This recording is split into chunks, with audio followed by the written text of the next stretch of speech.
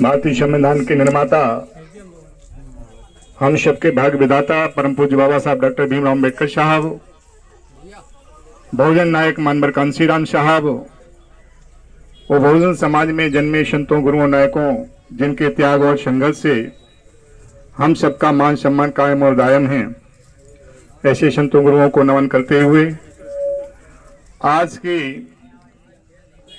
इस श्रद्धांजलि सभा बेटी अंजलि, जो आज हमारे बीच में नहीं है, उसकी श्रद्धांजलि सभा में उपस्थित हुए परम श्रद्धेय भिक्षु संघ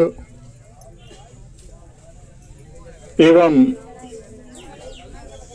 विभिन्न सामाजिक संगठनों के सम्मानित पदाधिकारीगण, हमारे बीच में प्रशासन से जुड़े अधिकारीगण, कर्मचारीगण,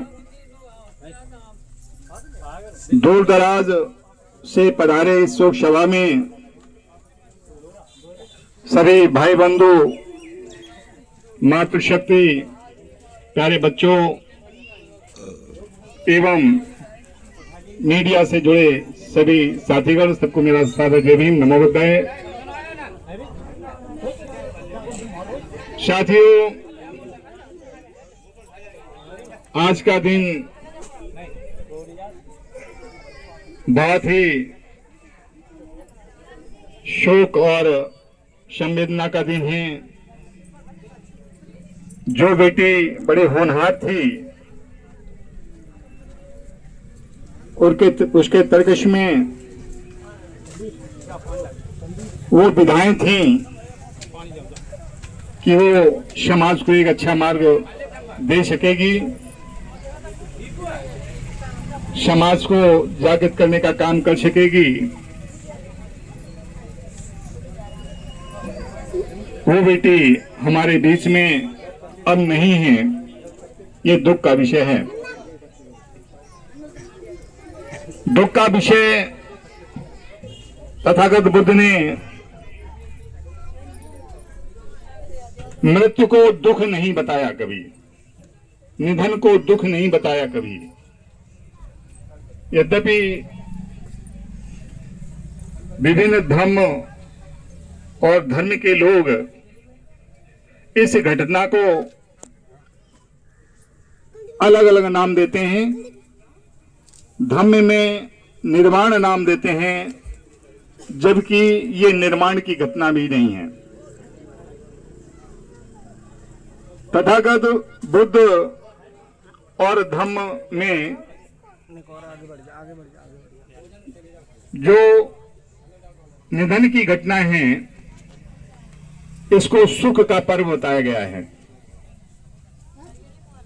और जन्म को दुख का पर्व बताया गया है। आप कहेंगे आप तो बिल्कुल उल्टा बोल गए। यदि मृत्यु सुख का पर्व है तो लोग रोते क्यों हैं, विलाप क्यों करते हैं? और यदि जन्म दुख का पर्व है तो जन्म पर उल्लास क्यों करते हैं? विज्ञान और ज्ञान एवं तर्क, क्योंकि तथागत बुद्ध का पूरा दर्शन विज्ञान और तर्क पर आधारित है, प्रकृति पर आधारित है।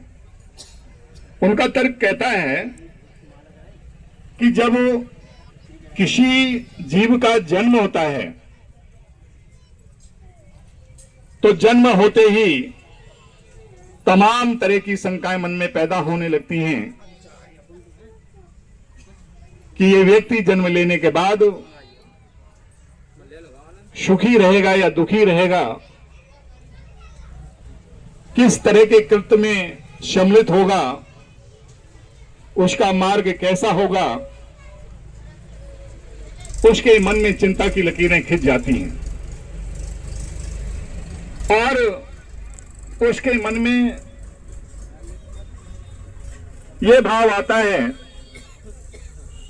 कि मैं इसको कैसे कल्याणकारी मार्ग में ले जाऊं, शुभ के मार्ग में ले जाऊं, परोपकारी मार्ग में ले जाऊं, इसके लिए चिंता व्याकुल हो जाता है। और यही कष्ट है। जबकि निधन के समय जब तक किसी जीव का निधन होता है तो निधन आप जानते हैं कि उत्तर अवस्था में होता है, अर्थात जीवन की अधिकतर समय काल को, अवधि को वो निर्वहन कर चुका होता है और उस काल में उसने तमाम तरह के कृत्य किए होते हैं, अच्छे बुरे कल्याणकारी जो भी कृत्य हैं वो सब किए होते हैं। अपने से जुड़े लोगों को उसने सुखी भी किया होता है, लाभान्वित भी किया होता है और लाभ का कारण भी बनता है। तो जब वो मृत्यु को प्राप्त करता है तब तक वो अपने समाज को, अपने घर को, अपने परिवार को, अपने देश को बहुत कुछ दे दिया होता है। तो ये सुख का विषय होता है कि अब हमें दुख की क्या जरूरत है। उसके जीवन में जो भी कृत्य था, जो भी काम थे, जो भी देना चाहता था उसने दे दिया हमें उससे हमें सब कुछ मिल गया। तो अब दुख किस बात का है। तो इसलिए निधन को उस दुख की श्रेणी से बाहर रखा। साथ ही साथ तथागत बुद्ध ने कहा कि जीव तो नाशवान है। जब जीव नाशवान है या कोई वस्तु नाशवान है तो उसके नष्ट होने पर हमें कष्ट किस बात का। क्योंकि कोई वस्तु कुछ समय के लिए ही है, कुछ दिन के लिए है, कुछ महीने के लिए है, कुछ सालों के लिए ही है और एक निश्चित अवस्था के बाद तो उसको जाना ही है। और जब जाना है तो दुख किस बात का।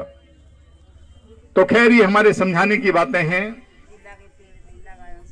कि किसी व्यक्ति के जाने से मन में दुख नहीं आना चाहिए, लेकिन समाज में इस तरह की एक रिवाज है, इस तरह का एक भाव है कि जाने के बाद हमें रोना है, हमें दुख प्रकट करना है, उसके प्रति स्नेह पैदा करना है, उसके प्रति स्नेह दिखाना है कि देखिए हम आपको कितना चाहते थे, आपके जाने के बाद हम कितने दुखी हैं।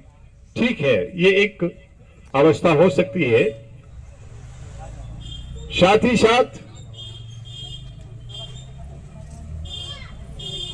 आप सब जानते हैं कि तथागत बुद्ध का पूरा जीवन अभी हमारे बीच में बनते शतशील जो बहुत ही विद्वान हैं, भिक्षु संघ हमारा विद्वान है, धम्म की उनमें ढेर सारी ऐसी कथाएं हैं उनके मन में जिनके द्वारा आपको सत्य के मार्ग पर ले जाने का काम करते हैं। उनकी देशनाएं महान हैं, बुद्ध की देशनाएं ही हैं, उनके जीवन की देशनाएं हैं।